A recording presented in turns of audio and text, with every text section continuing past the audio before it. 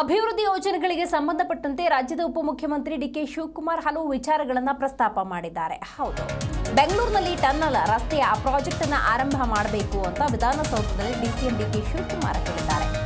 ಇನ್ನು ಚನ್ನಪಟ್ಟಣಕ್ಕೆ ಕುಡಿಯೋದಕ್ಕೆ ನೀರು ಬೇಕು, ಇನ್ನು ವ್ಯವಸಾಯಕ್ಕೂ ನೀರು ಬೇಕು, ಈ ವಿಚಾರವನ್ನು ಕೂಡ ಪ್ರಸ್ತಾಪ ಮಾಡಿದ್ದಾರೆ.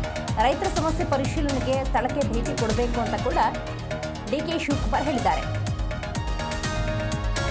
ಯೋಗೇಶ್ವರ್ ಮತ್ತು ಸುರೇಶ್ ಅವರ ಜೊತೆ ಸ್ಥಳ ಪರಿಶೀಲನೆ ಕಾರ್ಯ ಕೂಡ ನಡೆಸಬೇಕು ಅಂತ ಡಿಕೆ ಶಿವಕುಮಾರ್ ಹೇಳಿದ್ದಾರೆ. ರೈತರಿಗೆ ನೆರವಾಗುವುದಕ್ಕೆ ಸರ್ಕಾರದಿಂದ ಶೀಘ್ರ ನಿರ್ಧಾರವನ್ನು ತೆಗೆದುಕೊಳ್ಳಲಾಗುತ್ತೆ ಅಂತ ರಾಜ್ಯದ ಉಪಮುಖ್ಯಮಂತ್ರಿ ಡಿಕೆ ಶಿವಕುಮಾರ್ ಹಲವು ವಿಚಾರಗಳನ್ನು ಪ್ರಸ್ತಾಪ ಮಾಡಿದ್ದಾರೆ. ಮತ್ತು ಸಂಬಂಧಪಟ್ಟಂತ ಮಂತ್ರಿಗಳೆಲ್ಲ ಕೂತ್ಕೊಂಡು ಚರ್ಚೆ ಮಾಡಿದ್ದೀವಿ, ನಾವೇನು ಸ್ಟ್ಯಾಂಡ್ ತಗೋಬೇಕು ಅಂತ. ಸೊ ಅದಕ್ಕೆ ನಮ್ಮ ಲೀಗಲ್ ಟೀಮ್ ಹೇಳಿದ್ದೀವಿ. ಅವರು ಒಪಿನಿಯನ್ ಇವತ್ತು ನಾಳೆ ಕೊಡ್ತಾರೆ. ಅದನ್ನೇ ಅಲ್ಲಿ ನಾವು ಪ್ರೆಸೆಂಟ್ ಮಾಡ್ತೀವಿ. ಒಟ್ಟಾರೆ ನಮ್ಮದು 524 ಅಡಿಗೆ ಏನು ನಾವು ತೆಗೆದುಕೊಂಡು ಹೋಗ್ಬೇಕು ಅಂತಿದ್ದೀವಿ. ಅದಕ್ಕೆ ನಮ್ಮ ಪದ್ಧತಿ ಇದೆ. ಈಗ ಅಕ್ವಿಷನ್ಸ್ ಶುರು ಮಾಡಿದ್ದೀವಿ.